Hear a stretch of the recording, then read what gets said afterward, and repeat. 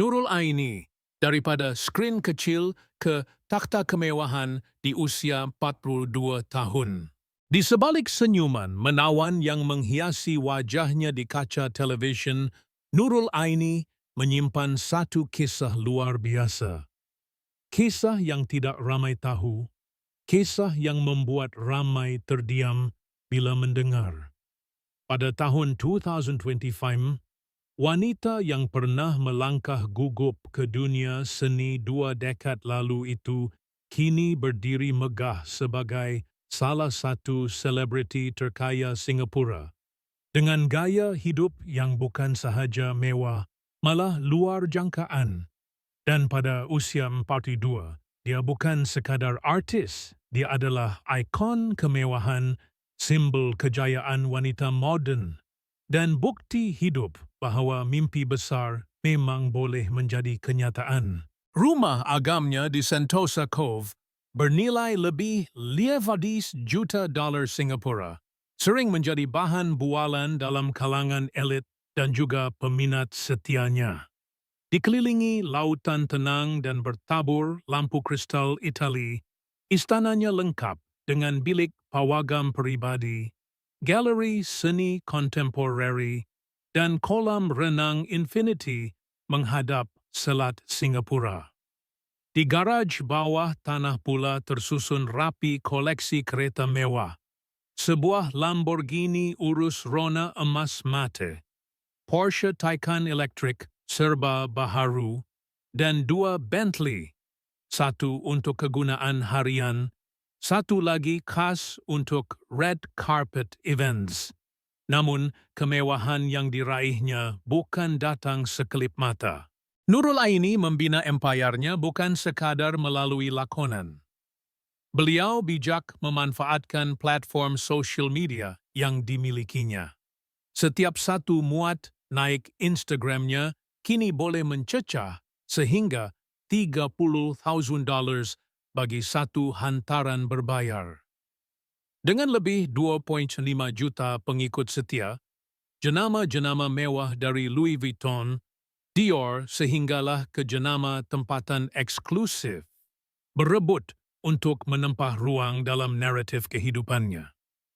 Tetapi apa yang benar-benar melonjakkan kekayaannya ialah pelaburan hartana dan dunia perniagaan fashion yang dibina secara senyap-senyap sejak 2016. Label fashionnya, Ne by Nurul Aini, kini menjadi antara jenama premium paling laris di Asia Tenggara, dengan butik utama di Orchard dan cawangan di Kuala Lumpur, Jakarta, dan Brunei. Barangan keluarannya dari jubah satin ke tas tangan edisi terhad habis terjual dalam beberapa jam selepas dilancarkan. Majalah gaya hidup mewah tempatan pernah menggelarnya sebagai Victoria Beckham dari Singapura. Satu gelaran yang disambut Nurul dengan senyuman penuh makna. Siapa sangka, seorang gadis Melayu biasa yang dibesarkan di Bedok kini memiliki kekayaan yang dianggarkan melebihi SGD 80 juta pada tahun 2025. Namun, di sebalik sinar berlian dan lensa kamera, kehidupan Nurul tetap disulami disiplin dan prinsip hidup yang kukuh. Beliau tidak pernah lupa asal-usulnya. Ibunya, seorang bekas guru sekolah rendah, masih menjadi tempat Nurul pulang setiap kali mencari ketenangan. Dalam banyak temu bual, Nurul menyebut bagaimana didikan ibunya yang tegas tetapi penuh kasih menjadi asas kekuatan dirinya kini. Saya boleh pakai gelang Cartier di tangan, tapi nilai-nilai hidup saya tetap datang dari rumah kecil yang dulu kami sewa di Tampines, ujarnya dalam satu wawancara eksklusif. Nurul juga aktif dalam kerja kebajikan, sering tampil menyokong program pembangunan wanita dan remaja kurang bernasib baik. Melalui yayasannya sendiri, Cahaya Nur, beliau menaja pendidikan untuk gadis-gadis muda dari keluarga susah yang ingin menceburi bidang kreatif. Setiap tahun, Nurul memperuntukkan sekurang-kurangnya 10% daripada pendapatannya untuk tujuan ini. Satu langkah yang jarang dikongsi, kerana baginya kebajikan adalah sesuatu yang dilakukan dalam senyap, bukan untuk tontonan. Walaupun kemewahan kini menjadi gaya hidupnya, Nurul Aini tidak pernah tunduk pada glamour semata-mata. Beliau tetap aktif berlakon, memilih skrip-skrip yang menyentuh jiwa dan memberi mesej kuat. Dalam siri Rahsia di Balik Tirai yang ditayangkan awal 2025, lakonannya sebagai seorang istri selebriti yang dihantui masa silam mendapat pujian hangat, bahkan dinobatkan sebagai pelakon wanita terbaik di Asian Content Awards di Busan. Ia mengukuhkan kedudukannya bukan hanya sebagai ikon gaya, tetapi juga sebagai pelakon bertaraf antarabangsa. Kehidupan Nurul juga tidak terlepas daripada perhatian paparazzi dan gosip dunia hiburan. Ada yang cuba mempersoalkan sumber kekayaannya, ada juga yang cuba mencungkil cerita pribadi rumah tangganya bersama suami tercinta, seorang ahli perniagaan Singapura keturunan Arab Yaman. Namun Nurul tetap tenang, menjawab dengan senyuman dan memilih untuk hanya mendedahkan apa yang benar-benar penting. Saya tidak perlu buktikan apa-apa pada sesiapa. Saya hanya perlu hidup dengan jujur pada diri sendiri, katanya dalam nada lembut, tetapi tegas. Maka tidak hairanlah mengapa Nurul Aini tetap relevan dan dihormati. Beliau bukan sekadar cantik luarannya, tetapi memikat dengan kecerdasan dan kedewasaan yang jarang dimiliki selebriti dalam dunia penuh godaan. Di usia 42, saat ramai selebriti wanita bergelut mempertahankan nama, Nurul berdiri di puncak, bukan dengan suara lantang, tetapi dengan keanggunan yang tenang dan penuh wibawa. Dan mungkin itulah misteri sebenar yang membuat ramai terus tertarik padanya. Di manakah had bagi seorang wanita seperti Nurul Aini? Apakah rahsia sebenar di sebalik kejayaannya? Atau adakah masih ada sisi kehidupannya yang belum terungkap? Sebab setiap langkahnya, setiap senyumannya, bagaikan menyimpan satu rahsia yang belum tentu akan dibuka.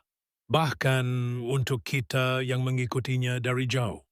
Dari sambungan kisah Nurul Aini, di balik kilauan emas dan bau wangian Paris. Tahun 2020, siklus WDP, Siliti Fas menjadi detik penting yang mengubah segala-galanya. Ketika itu, Nurul Aini hanyalah seorang pelakon tetap di MediaCorp, sibuk dengan jadual penggambaran dan kehidupan sebagai istri dan ibu. Gajinya cukup untuk hidup selesa, tetapi tidak mewah. Namun, satu peristiwa mengubah hala tuju kewangannya selamanya.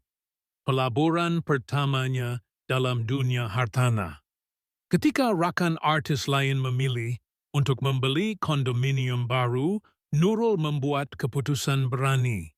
Membeli 2 unit apartemen lama di kawasan Juchiat yang ketika itu belum menjadi kawasan trending.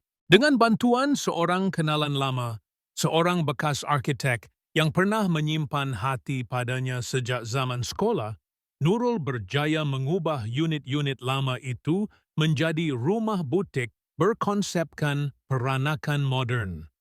Rumah-rumah itu kemudian disewakan kepada ekspatriat dengan harga 3 kali ganda daripada nilai asal sewa. Disinilah muncul benih pertama dari empayar hartanah Nurul Aini yang dalam tahun berikutnya akan berkembang ke lebih lebih hartanah di Singapura, Johor Bahru, dan Bali. Nurul Aini mula mengerti bahwa kemewahan sebenar tidak datang daripada dunia hiburan semata-mata. Ia datang daripada keberanian untuk mengambil risiko dan keyakinan terhadap insting sendiri. Tahun 2018, beliau melancarkan jenama minyak wangi pribadinya.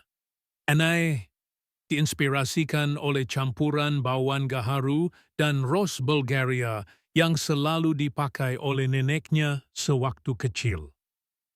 Wangian itu, dalam botol kaca buatan Perancis, ditutup dengan emas 14K, bukan sahaja meletup di pasaran, malah menarik perhatian pelabur-pelabur dari Timur Tengah.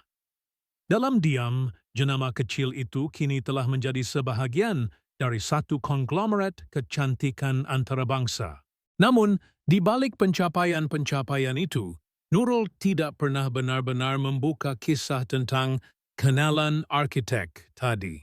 Lelaki itu, yang dikenali dalam kalangan kecil sebagai Imran, masih disebut-sebut dalam kalangan pengurus dan staf rapat Nurul.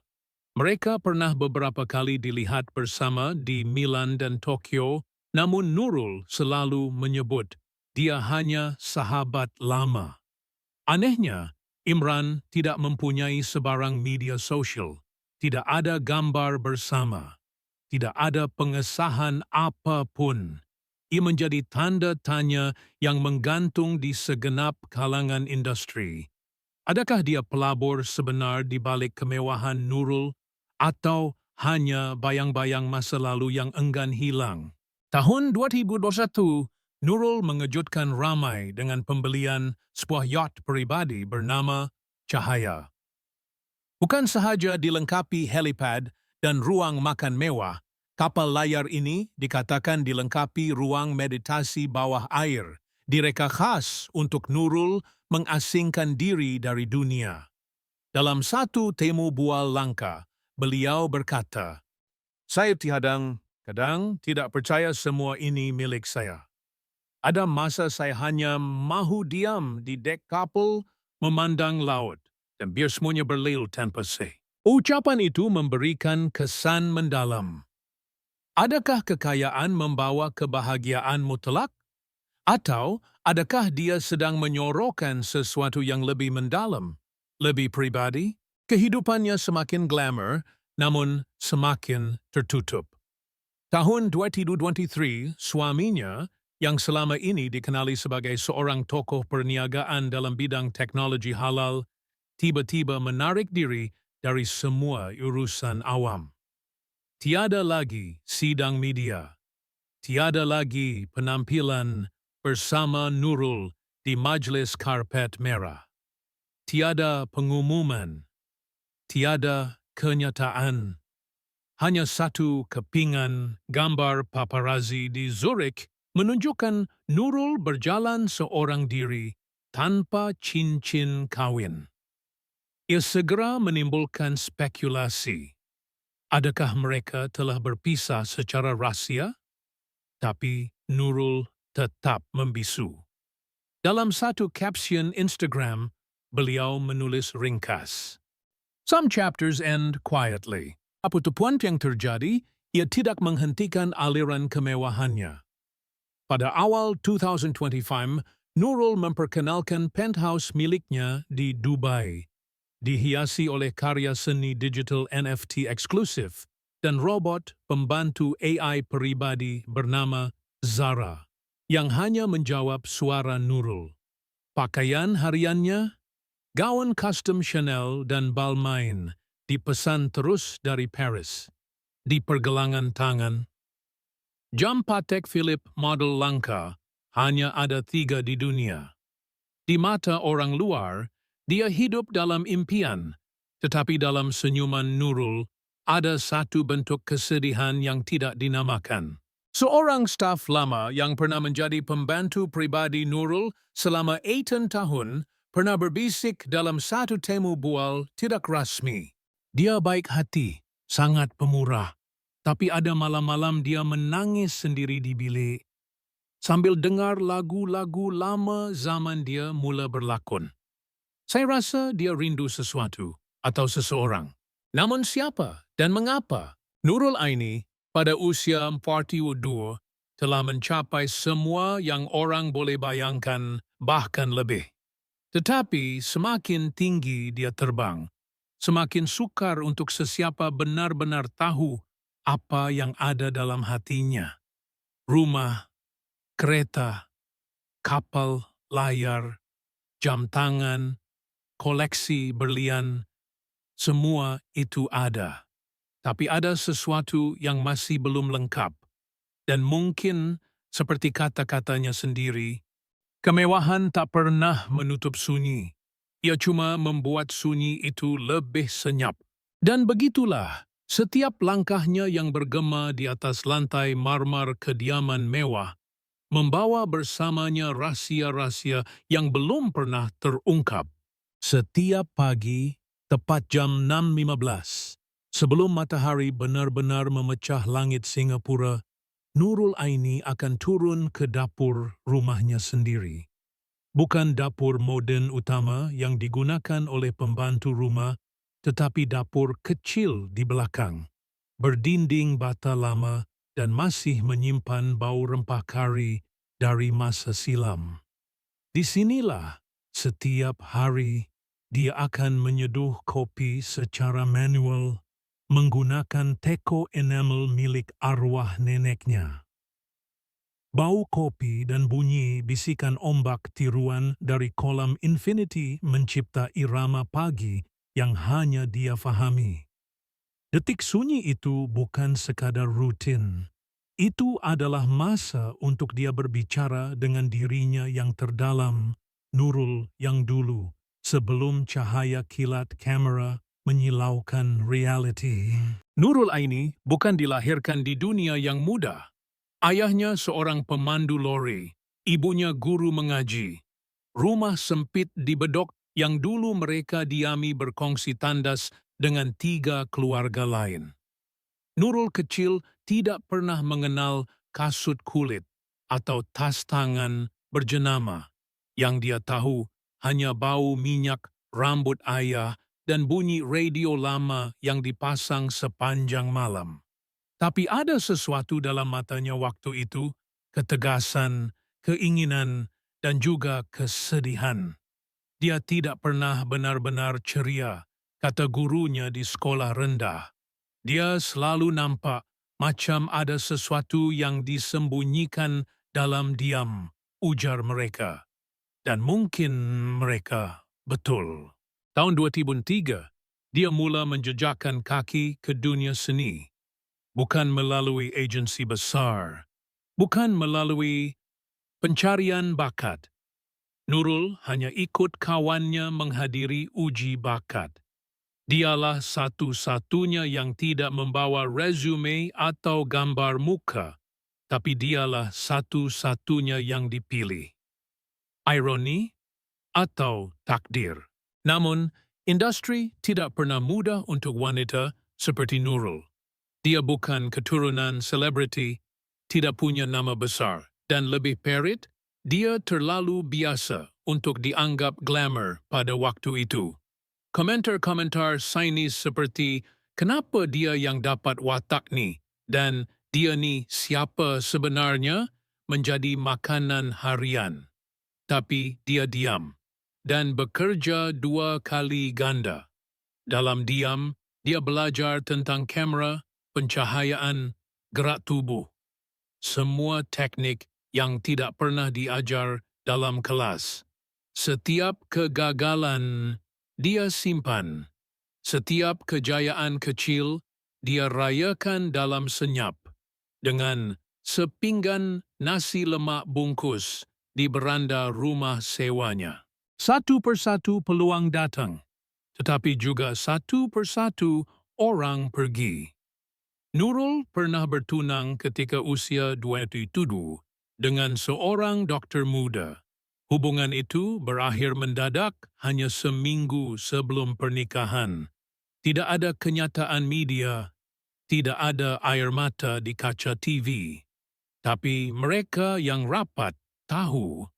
Dia menangis 3 hari, 3 malam, tidak keluar rumah. Dan sejak itu, dia menjadi lebih tertutup, lebih fokus, lebih dingin menurut beberapa orang. Tapi kedinginan itu mungkin adalah perisai. Setiap keputusan Nurul dalam hidup dewasa nampak seperti dikawal, seolah dia bermain catur dalam dunia selebriti. Tapi di balik keanggunan itu, dia sentiasa memikul sejarah yang rumit. Apabila dia melancarkan Yayasan Cahaya Nur, ramai sangka itu hanyalah strategi PR. Tetapi tidak ramai tahu, di antara remaja-remaja perempuan yang ditaja, ada seorang gadis bernama Alia, anak kepada bekas tunangnya.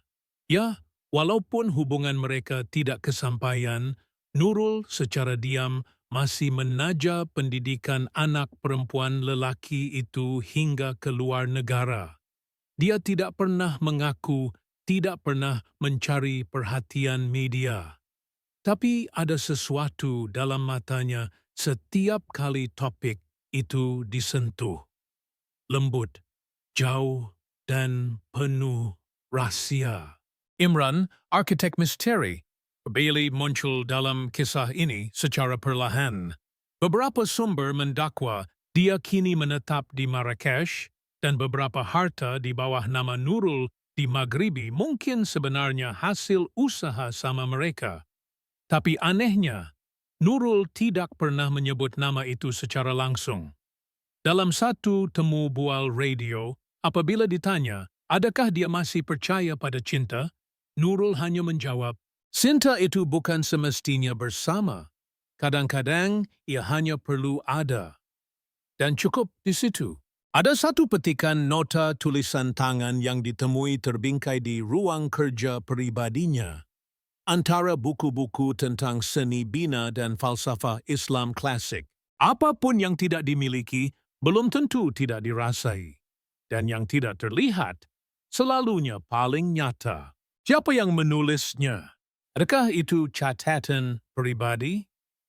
Atau pesanan dari seseorang yang telah lama pergi? Hari ini, Nurul Aini masih muncul di skrin, tetapi tidak sekerap dulu. Dia memilih watak, menolak tawaran jutaan dolar, dan lebih banyak menghilang di antara destinasi pribadi. 1 bulan di Cappadocia, 2 minggu di Bhutan, seminggu menyamar sebagai pelancong biasa di Hanoi. Ada sesuatu yang dia cari, sesuatu yang belum jelas, bahkan kepada dirinya sendiri. Dan inilah kekuatan sebenar cerita Nurul Aini. Ia bukan sekadar kisah kemewahan atau kejayaan. Ia adalah kisah seorang wanita yang bertarung dengan dunia luar dan dalam masa yang sama dengan dirinya sendiri. Setiap rumah mewah, setiap gelang emas, setiap koleksi seni bukan hanya harta, tetapi juga pengingat bahwa setiap langkah ke depan datang bersama bayangan masa lalu. Dan sementara dunia terus menatapnya dari jauh, bertanya siapa sebenar Imran, kenapa suaminya hilang dari radar, dan apakah rahasia sebenar di balik Yayasan Cahaya Nur, Nurul hanya terus melangkah. Kadang-kadang dengan kasut Christian Louboutin, kadang-kadang dengan kaki ayam di lantai bilik kecil lamanya di bedok. Kerana bagi Nurul Aini, rahasia bukan untuk dikongsi, ia untuk dirasa. Perlahan, dalam diam, seperti kopi yang dia seduh setiap pagi, pahit, hangat, dan penuh kenangan. Langit Singapura malam itu gelap tanpa bulan. Hanya lampu neon dari tingkap-tingkap penthouse di Marina Bay yang menari di cermin kaca tinggi rumah Nurul Aini. Dia berdiri diam di situ, hanya berselimut jubah sutera ungu cair, menatap keluar seolah-olah sedang menunggu sesuatu atau seseorang. Di tangannya, secawan kopi pahit yang sudah sejuk, dan di meja kecil di sisinya, sehelai kertas lama yang sudah kekuningan, tulisan tangan yang sudah mulai pudar. Ia adalah puisi pendek, tiada nama pengirim, tiada alamat asal, tapi Nurul tahu betul siapa yang menulisnya. Dan setiap kali dia membacanya, rasa rindu yang sulit dijelaskan kembali menjalar perlahan-lahan ke dada. Malam itu mengingatkannya pada tahun 2012, tahun yang ramai lupakan, tetapi baginya itu adalah tahun di mana segalanya berubah. Tahun dia kehilangan dirinya sendiri untuk pertama kali. Flashback. Ia adalah malam terakhir di Paris, di sebuah bilik hotel kecil di Rue de Rivoli. Nurul saat itu hanya berumur 29, baru sahaja selesai menghadiri acara peragaan fashion sebagai duta jenama tempatan. Di situ, dalam kelam hangat kamar bertirai baldu merah, dia duduk bersama Imran, tidak bercakap banyak, hanya duduk, dan tahu bahawa masa mereka hampir tamat. Aku tak boleh ikut kau ke Singapura, suara Imran perlahan, seperti takut memecah waktu. Nurul diam. Dia tahu jawapan itu akan datang, tapi dia tidak sangka akan sesakit itu. Kenapa? Aku perlu selesaikan sesuatu dengan diriku, dengan hidupku, dengan masa silamku. Dia tidak pernah bertanya lanjut, dan Imran tidak pernah kembali. Tidak ada penjelasan, hanya sehelai nota yang ditinggalkan dalam buku puisi Rumi yang mereka kongsi, yang kini terbingkai di ruang kerja Nurul. Kembali ke masa kini. Di luar tingkap, helikopter pribadi miliknya baru mendarat di helipad. Pembantunya memberi isyarat bahawa ada delegasi dari Dubai yang menunggu. Tapi Nurul tidak berganjak, matanya masih terpaku pada nota itu. Mungkin kerana dalam semua kekayaan yang dimilikinya, dalam semua koleksi berlian dan rumah agam, itulah satu-satunya yang benar-benar membuatnya terasa dimiliki. Psikologi Nurul, bila diteliti, adalah teka-teki. Dari luar, dia nampak kukuh, terkawal, cermat, strategik. Tapi dari dalam, dia seperti menyimpan 1000 lapisan persoalan yang belum terjawab. Kenapa dia enggan berbicara tentang suaminya? Kenapa yayasannya hanya menaja anak-anak perempuan, tidak lelaki? Dan kenapa, walaupun segala kekayaan tersedia di hujung jari, dia masih memilih untuk mengasingkan diri berkali-kali di Bhutan, di Marrakesh, di saung terpencil Bali yang dia beli tanpa sesiapa tahu? Ada satu kejadian, jarang disebut, tapi menjadi titik dramatis dalam hidup Nurul. Tahun 2028, ketika pandemik melanda dunia, dia telah berada di sebuah kampung kecil di utara Thailand. Kononnya untuk detox media sosial. Tapi kabar-kabar yang dibawa oleh pelayan spa di sana menceritakan hal lain. Seorang lelaki warga Eropah bertubuh tinggi, berwajah tenang, sering dilihat keluar masuk villa Nurul selama berminggu-minggu. Tidak ada sesiapa tahu siapa dia. Tidak ada gambar. Tidak ada rekod. Hanya satu kesan ditinggalkan. Selepas pulang dari Thailand, Nurul membubarkan satu syarikat pelaburan utama miliknya, menjual semua sahamnya, dan berpindah senyap-senyap ke Hong Kong selama 4 bulan. Keputusan-keputusan sebegitu tidak datang tanpa sebab, tapi sebabnya, seperti banyak bahagian dalam hidup Nurul, tetap terkunci rapat, seolah-olah dijahit oleh benang emas yang hanya dia yang tahu hujungnya. Dan di tengah-tengah semua itu, satu persoalan kecil tetapi mendalam terus menggantung di ruang cerita. Siapa sebenarnya Nurul Aini apabila semua kemewahan itu dilucutkan? Adakah dia wanita berdikari yang membina segalanya dari bawah? Atau hanya seorang pejalan yang sedang mencari jalan pulang kepada sesuatu atau seseorang. Cerita ini belum selesai. Bahkan, mungkin baru bermula.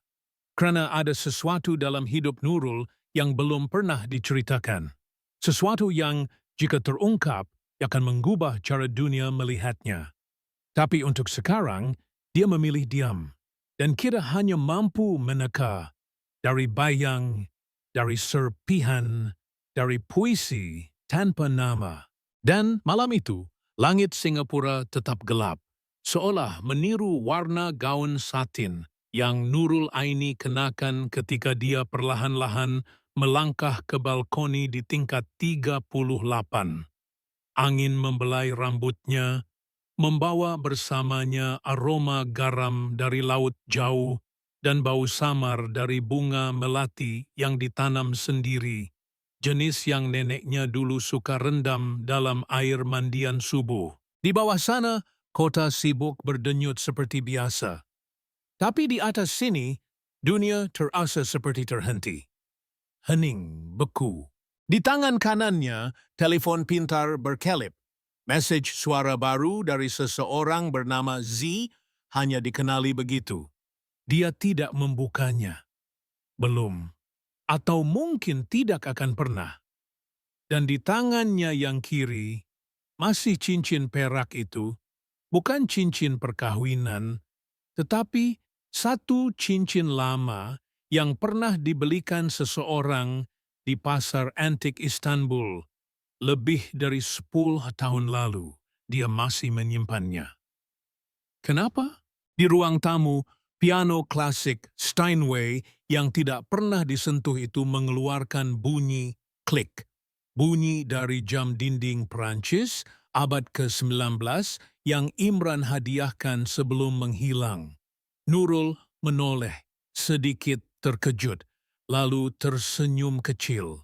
Seolah-olah jam itu bukan sekadar penanda waktu, tapi penjaga rahasia. Jam menunjukkan pukul 11:11 malam, waktu yang selalu dia doakan diam-diam. Beberapa minggu lalu, Nurul bertemu dengan seorang budak perempuan berumur 10 tahun di sebuah program amal yayasannya. Gadis itu memperkenalkan diri sebagai Alia, sama seperti nama anak bekas tunangnya yang disokongnya secara diam. Tapi wajah budak itu tidak seperti wajah Alia yang dia tahu. Ada sesuatu yang berbeza. Matanya, bentuk dagunya. Nurul menunduk seketika ketika gadis itu bertanya, "Kak Nurul, kenapa semua orang pandang kakak macam bukan manusia?" Soalan itu menusuk. Dia ingin menjawab, tapi tidak tahu bagaimana. Mungkin kerana dia sendiri tidak pasti lagi siapa dirinya. Di dalam bilik tidurnya, di balik lukisan-lukisan mahal dan lampu gantung kaca Austria, ada satu peti kecil dari kayu cengal tua. Kunci peti itu hilang entah kemana, dan tiada siapa yang tahu apa isinya.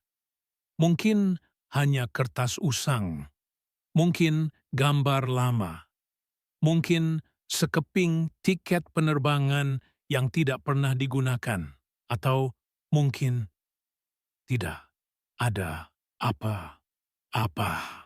Atau mungkin semuanya. Beberapa orang pernah berkata Nurul Aini tidak lagi sama, bahwa dia berubah sejak satu malam yang tidak disebutkan namanya. Tetapi yang aneh, tidak ada sesiapa yang tahu malam apa itu.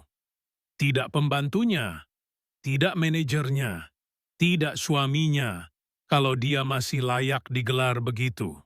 Dan kini, Nurul berdiri di tepi balkoni rumah mewahnya, memejam mata, dalam diam, dalam tenang, seolah-olah mendengar kembali bisikan dari masa lalu, dari masa itu pun yang tidak dimiliki, belum tentu tidak dirasai.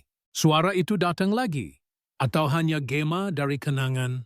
Lalu, dia membuka matanya dan senyum, tapi bukan senyuman untuk kamera, bukan untuk dunia, hanya untuk dirinya sendiri. Di suatu tempat di dalam hatinya, ada sebuah pintu yang masih belum dibuka. Dan mungkin dia sendiri belum pasti sama ada dia akan membukanya. Atau membiarkannya tertutup selamanya. Atau hingga waktu yang belum tiba.